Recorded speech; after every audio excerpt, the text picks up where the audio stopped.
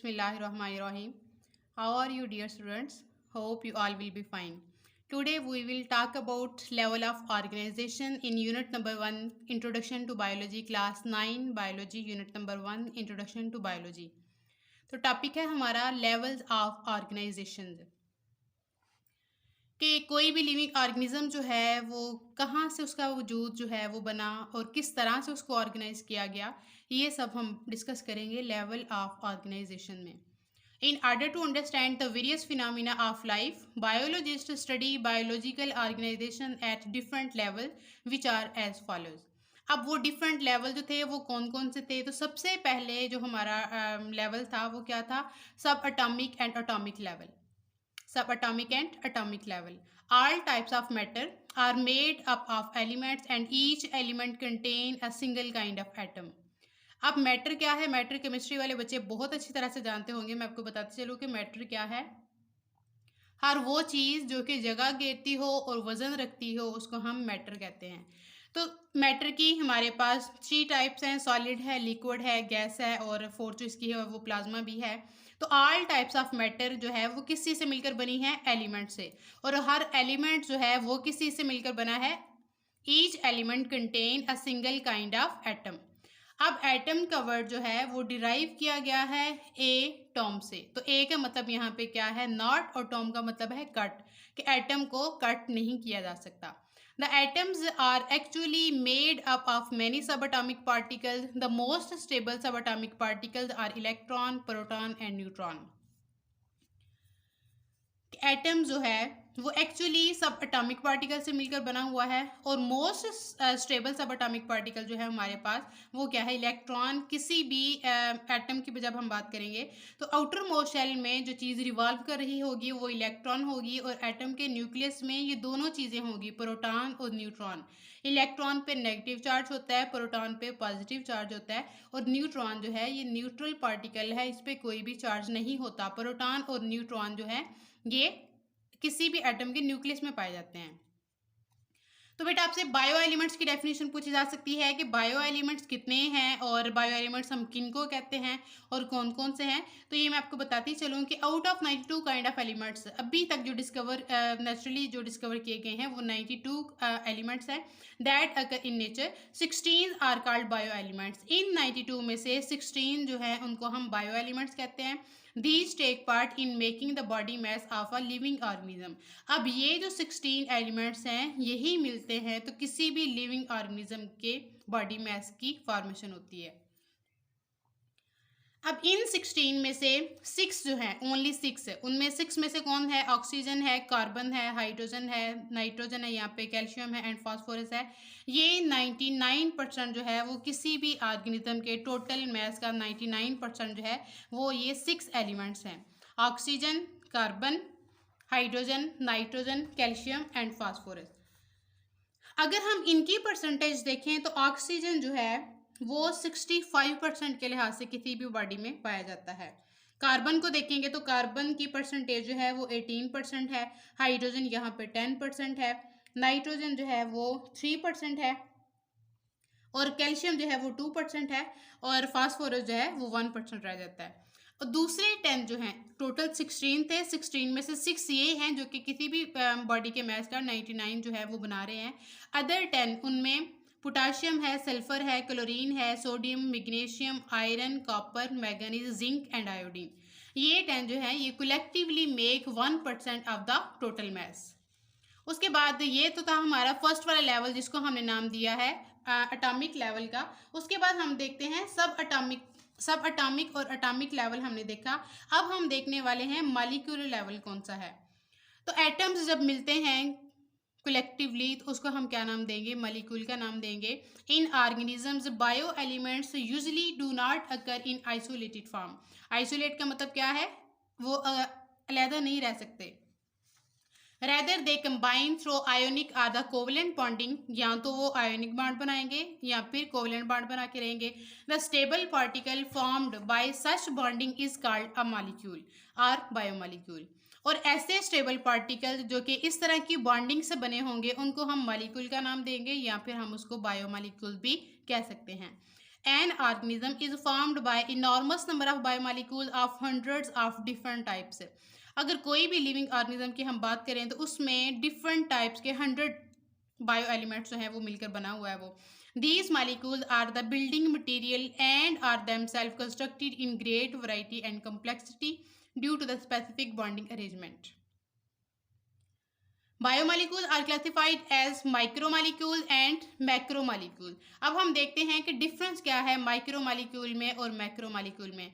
तो ये आपसे पेपर में भी 2 नंबर के लिए शॉर्ट क्वेश्चन पूछा जा सकता है. इसकी एग्जांपल जो है वो एमसीक्यूज में पूछी जाती हैं और आपसे ये पूछा जाता है कि ये माइक्रोमोलिक्यूल की एग्जाम्पल है या फिर मैक्रोमोलिक्यूल की एग्जाम्पल है. Micromolecule are with low molecular weight. ऐसे मालिक्यूल जिनका मॉलिक्यूलर वेट जो है वो लो होगा उसको हम किस कैटेगरी में रखेंगे? माइक्रो मॉलिक्यूल्स की कैटेगरी में. ग्लूकोज और वाटर इसकी एग्जांपल है. माइक्रो मॉलिक्यूल में ग्लूकोज और वाटर एग्जांपल है क्योंकि इनका मॉलिक्यूलर वेट कम है. Macromolecules are with high molecular weights. ऐसे मॉलिक्यूल जिनका मॉलिक्यूलर वेट जो है वो बहुत ज़्यादा होगा, हाई होगा, उसको हम मैक्रोमोलिक्यूल का नाम देंगे. एग्जांपल में आ जाता है स्टार्च, प्रोटीन एंड लिपिड्स. तो ये था बेटा हमारा मॉलिक्यूलर लेवल. उसके बाद थर्ड वाला जो लेवल है हमारा ऑर्गेनाइजेशन का वो है organelle and cell level. Biomolecule assemble in a particular way. जब बायोमोलिक्यूल जो 16 बायो एलिमेंट्स हमने देखे हैं वो असेंबल होते हैं एक खास तरीके में, एक खास तरीके के साथ, तो वो क्या चीज़ बना देंगे? ऑर्गेनेलिस को बना देंगे. द ऑर्गेनेलिस आर एक्चुअली सब सेलुलर स्ट्रक्चर्स. ये ऑर्गेनेलिस जो हैं ये एक्चुअली क्या हैं? ये सब सेलुलर स्ट्रक्चर हैं. ऑर्गेनेलिस क्या हैं? ऑर्गेनेलिस सब सेलुलर स्ट्रक्चर हैं. And when they assemble together, और जब ये आपस में इकट्ठे होंगी तो यूनिट्स ऑफ लाइफ जिसको हम सेल कहते हैं वो बनते हैं. बायोमोलिक्यूल असेंबल होंगे पर्टिकुलर वे में तो क्या चीज़ बना देंगे? ऑर्गेनेलिस को बनाएंगे. जब यही वाली ऑर्गेनेलिस जो हैं ये असेंबल होंगी टुगेदर तो यूनिट्स ऑफ लाइफ जिसका नेम जिसको हम सेल कहते हैं वो बनेंगे. सब अटामिक और अटामिक लेवल जो था उसमें हमने क्या पढ़ा है? जब वो आपस में असेंबल होंगे तो क्या चीज़ बनाएंगे? मॉलिक्यूल को बनाएंगे. और बायोमोलिक्यूल जब असेंबल हो रहे हैं एक पर्टिकुलर वे में तो वो क्या चीज़ बना रहे हैं? ऑर्गेनेलिस को बना रहे हैं. जब ये ऑर्गेनेलिस एक पर्टिकुलर वे में असेंबल होंगी तो ये क्या चीज़ बना देंगे? सेल को बनाएंगे. Each type of organelle is specialised to perform a specific function. अब यहाँ पे ऑर्गेनेलिस क्या है? ऑर्गेनेलिस बेटा वो चीज़ है जो कि सेल के अंदर पाई जाती है. सपोज यहाँ पे न्यूक्लियस जो है वो सेल ऑर्गेनेली है, माइटोकॉन्ड्रिया जो है वो सेल ऑर्गेनेली है, राइबोसोम जो है वो सेल ऑर्गेनेलिस है. उसके अलावा साइटोस्केलेटन है, साइटोप्लाज्म है, सेल वॉल है, सेल मेम्ब्रेन है.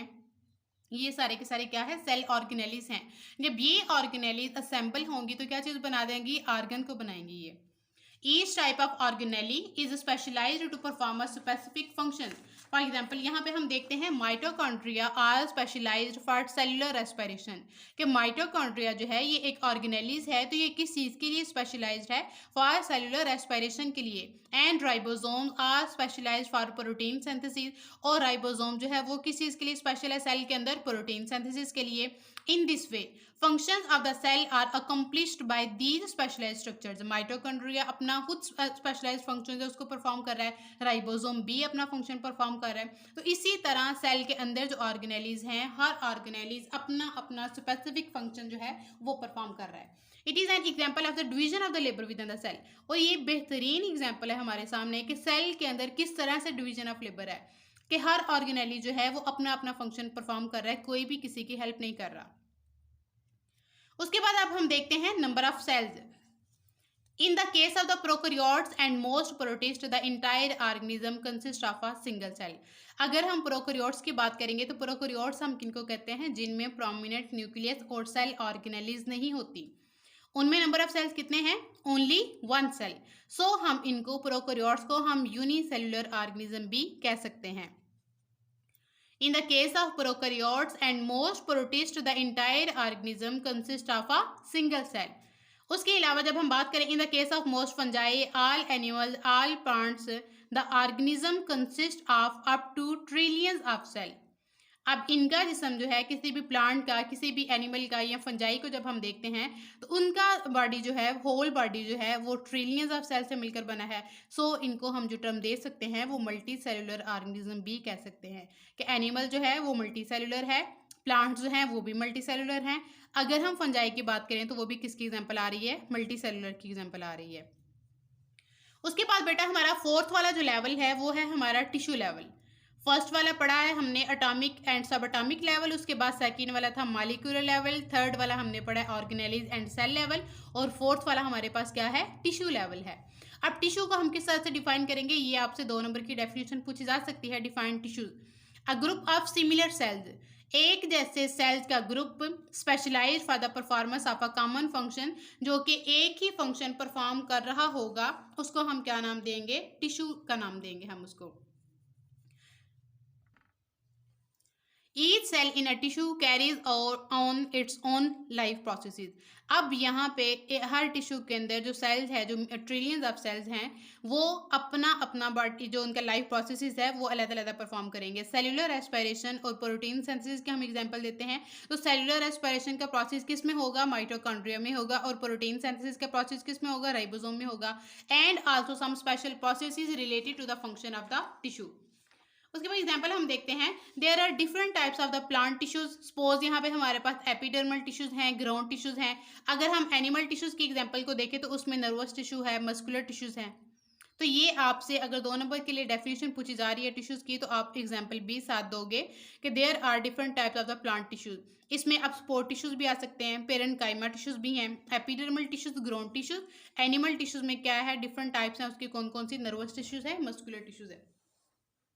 उसके बाद फिफ्थ वाला जो लेवल है हमारे पास वो है organ and organ system level.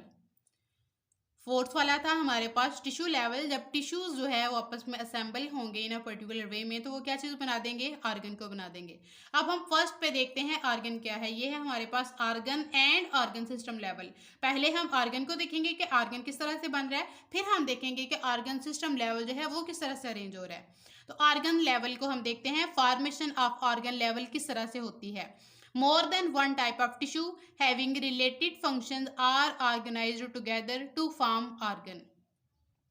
More than one type of tissue, जब एक से ज़्यादा टाइप्स के टिश्यूज जो हैं वो अरेंज होंगे और उनका फंक्शन जो है वो उनका रिलेटेड होगा और वो ऑर्गेनाइज जब होंगे एक खास स्पेसिफिक पैटर्न में, तो वो क्या चीज़ बना देंगे, ऑर्गन को बना देंगे।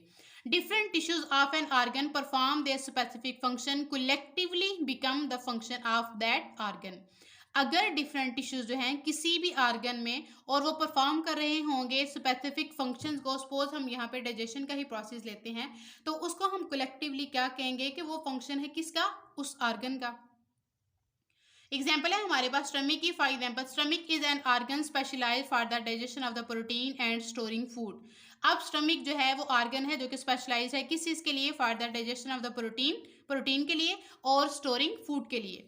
अब स्टमक में क्या चीज़ है, स्टमक है एपिथेलियल। एपिथेलियल का दूसरा नेम जो है वो ग्लैंड्यूलर टिश्यूज भी है। Epithelial tissues which secrete the gastric juice. Glandular tissues या फिर एपिथेलियल टिश्यूज क्या काम करते हैं, गैस्ट्रिक जूस को सेक्रेट करते हैं।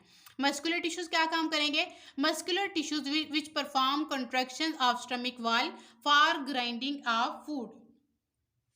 अब यहाँ पे वो क्या काम करेंगे, मस्कुलर टिश्यू परफॉर्म करेंगे कंट्रैक्शन को। कंट्रैक्शन कहाँ पे होगी, स्टमक वॉल में होगी। किस चीज़, फिर क्या उसका इफेक्ट होगा कि फूड को वो स्टमक में ग्राइंड करेंगे, और जब फूड की ग्राइंडिंग होगी तो फूड को मिक्स किया जाएगा किसके साथ, गैस्ट्रिक जूस के साथ। Mixing enzyme with food and moving food to the posterior end, फिर उसके स्टमक के पोस्टीरियर एंड पे, नीचे वाले एंड पे फूड को भेज दिया जाता है मिक्सअप होने के बाद। So, two tissues perform their function which collectively became the function of the stomach. यहाँ पे two tissues हमने कौन से देखे हैं, एक तो हमने देखे हैं मस्कुलर टिश्यूज और दूसरा हमने देखे हैं ग्लैंड्यूलर या फिर एपिथेलियल टिश्यूज। तो ये दोनों टिश्यूज क्या कर रहे हैं, डाइजेशन कर रहे हैं हमारे फूड की। तो ये दोनों कलेक्टिवली किसका ऑर्गन, कौन से ऑर्गन का जो है वो पार्ट बन गए हैं, यहाँ पे स्टमक का। तो इसलिए हम कलेक्टिवली उसको कह सकते हैं कि ये क्या है, स्टमक के फंक्शन में अपना फंक्शन जो है वो परफॉर्म कर रहे हैं, एपिथेलियल टिश्यूज भी और मस्कुलर टिश्यूज भी। ये तो था हमारा ऑर्गन लेवल। अब हम देखते हैं ऑर्गन सिस्टम लेवल, कि जब डिफरेंट ऑर्गन्स मिलेंगे तो एक ऑर्गन सिस्टम को बनाते हैं, तो वो किस तरह से बनेगा। Formation of organ system level, different organs performing related functions are organised together in a form of an organ system. जब डिफरेंट ऑर्गन अपने फंक्शन को परफॉर्म करेंगे और वो एक दूसरे के साथ रिलेट करेंगे और ऑर्गेनाइज टुगेदर, वो इकट्ठे होंगे तो वो किस फॉर्म में आएंगे, ऑर्गन सिस्टम की फॉर्म में वो आ जाएंगे। In organ system each organ carries out its specific function. किसी भी ऑर्गन सिस्टम में हर ऑर्गन जो है वो अपना अलग-अलग फंक्शन परफॉर्म करेगा and the function of all organ, और सारे के सारे ऑर्गन जो हैं अपीयर होंगे as a function of the organ system. अब हम देखते हैं कि अगर हम डाइजेशन के प्रोसेस को देखें तो डाइजेशन के प्रोसेस में सिर्फ स्टमक ही वो ऑर्गन नहीं है जो कि होल प्रोसेस डाइजेशन को परफॉर्म कर रहा होता है, बल्कि उसमें और भी बहुत सारे ऑर्गन हैं जो कि फिर बाद में इकट्ठे होकर ऑर्गन सिस्टम बना देते हैं। Digestive system carries out process of digestion. अब ये डाइजेस्टिव सिस्टम जो है, ऑर्गन सिस्टम है ये हमारा, तो ये किस किस चीज़ पे मुश्तमिल है। इसमें सबसे पहले आगे ओरल कैविटी। ओरल कैविटी हम उसको कहते हैं स्पेस बिहाइंड द माउथ। दांतों के पीछे से लेके हमारे लास्ट जबड़े तक जो स्पेस है सारी की सारी, ओरल का मतलब क्या है, मुंह, और कैविटी का मतलब है खाली जगह। ओरल कैविटी है इसमें, देन स्टमक है, स्मॉल इंटेस्टाइन है, लार्ज इंटेस्टाइन है, लीवर है और पेंक्रियाज है। तो ये सारे के सारे क्या है, ओरल कैविटी भी ऑर्गन है, स्टमक भी ऑर्गन है, स्मॉल इंटेस्टाइन ऑर्गन है, लार्ज इंटेस्टाइन भी ऑर्गन है, लीवर ऑर्गन है, और लीवर एक ग्लैंड भी है, पेंक्रियाज जो है वो भी ग्लैंड है। और ये सारे के सारे जब ऑर्गन मिल रहे हैं तो ये जो सिस्टम बना रहे हैं उस सिस्टम का हम क्या नाम दे रहे हैं, ऑर्गन सिस्टम का। The organ system level is less definite in plants. Plants में ऑर्गन सिस्टम लेवल नहीं होता as compare to the animal, जबकि एनिमल में ये वेल अरेंज्ड होता है। उसके बाद 6 वाली जो लेवल है हमारे पास वो आ गया, वो है जी इंडिविजुअल लेवल। जब किसी एक चीज़ में अरेंज हो जाएंगे ये वाले जो हमारे पास जो थे ऑर्गन सिस्टम लेवल, जब अरेंज होंगे तो वो क्या चीज़ बना देंगे, इंडिविजुअल बना देंगे। इंडिविजुअल कहते हैं किसी भी फर्द को। Different organ and organ systems are organised together to form an individual, या फिर ऑर्गेनिज्म भी हम उसको कह सकते हैं। डिफरेंट ऑर्गन्स और ऑर्गन सिस्टम जब आपस में अरेंज होंगे तो वो क्या चीज़ बना देंगे, इंडिविजुअल को बना देंगे, या फिर हम उसको इंडिविजुअल को ऑर्गेनिज्म भी कह सकते हैं। In an organism, various organs and organ systems are organized in such a way that all the functions, processes and activities are coordinated. इसमें सारे के सारे जो functions हैं, जो processes हैं, जो activities हैं, वो सारे के सारी coordinate होती हैं, इकट्ठी होती हैं। उसके बाद आ गया जी example. During continuation and hard exercise, rate of respiration and heartbeat are increased and supplies more oxygen and food to muscle, which is needed for continuous work. अब अगर जब हम हार्ड फिजिकल वर्क कर रहे होते हैं, कोई भी एक्सरसाइज कर रहे होते हैं, तो हमारा रेट ऑफ रेस्पिरेशन और रेट ऑफ हार्ट बीट जो है वो इंक्रीज होता है। उसके इंक्रीज होने की वजह से हमारे मसल्स को ज़्यादा ऑक्सीजन की सप्लाई रिक्वायर होती है ताकि काम को कंटिन्यू जो है वो रखा जा सके। तो ये था हमारा इंडिविजुअल लेवल। उसके बाद 7 वाली जो हेडिंग है हमारे पास वो है population level. A group of organism of the same species. अब स्पीशीज क्या है, स्पीशीज जानदारों का वो ग्रुप है जिसमें एक जैसे ऑर्गेनिज्म जो है वो रह रहे होंगे और आपस में वो रिप्रोडक्शन भी कर सकें और न्यू जनरेशन को भी आगे बढ़ा सकें। Group of organism of same species located at the same place in the same time is called population. Same place पे सेम टाइम में सेम पॉपुलेशन जब रह रही होगी ऑर्गेनिजम्स की तो उसका हम क्या नाम देंगे, पॉपुलेशन का। Same species, same time, same place. A group of organisms of same species located at the same place in the same time is called population. वो क्या कहलाएगी, पॉपुलेशन कहलाएगी। Human population in Pakistan in 2010, ये आपका बहुत important MCQs है और mostly ये आ जाता है कि 2010 में जब मरदमशुमारी की गई तो तब ह्यूमन पॉपुलेशन जो थी वो कितनी थी, तो 173.5 मिलियन इंडिविजुअल पे मुश्तमिल थी हमारी population. Human population in Pakistan in 2010 comprises 173.5 million individuals. उसके बाद हमारे पास आ गया है कम्युनिटी लेवल। 8 वाला जो लेवल है हमारे पास वो है कम्युनिटी लेवल। तो कम्युनिटी की डेफिनेशन क्या है, a community is an assemblage of different population. जब डिफरेंट पॉपुलेशन इंटरेक्ट करेंगे एक दूसरे के साथ with in the same environment तो फिर हम उसको क्या नाम देंगे, कम्युनिटी का नाम देंगे। A forest may be considered as a community. एक फॉरेस्ट की एग्जांपल जो है हम उसको कम्युनिटी कह सकते हैं।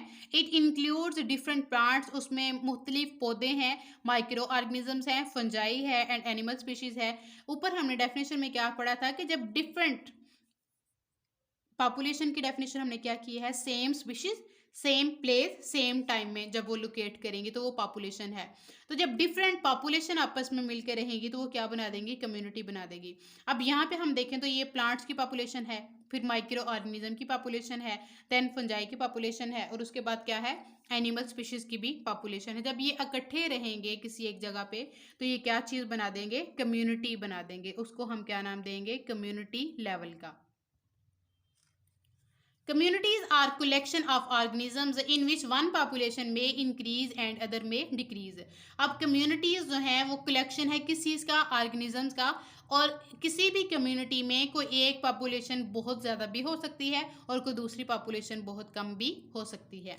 टाइप्स ऑफ कम्युनिटीज़ हम देखते हैं तो ये भी बेटा आपसे शॉर्ट क्वेश्चन पूछा जा सकता है। तो टाइप्स ऑफ कम्युनिटीज़ हमारे पास 2 टाइप्स हैं, एक तो है कॉम्प्लेक्स कम्युनिटी और दूसरा है सिंपल कम्युनिटी।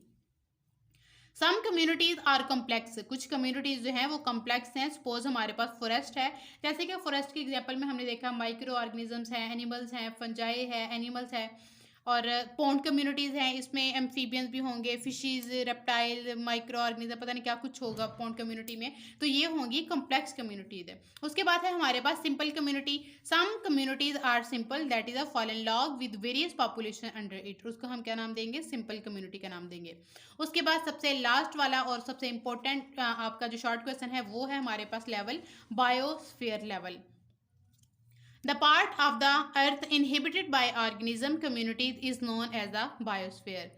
किसी भी ज़मीन का वो हिस्सा जहाँ पे ऑर्गेनिजम्स की कम्युनिटीज़ रहती हैं उसको हम क्या नाम देंगे, बायोस्फीयर का नाम देंगे।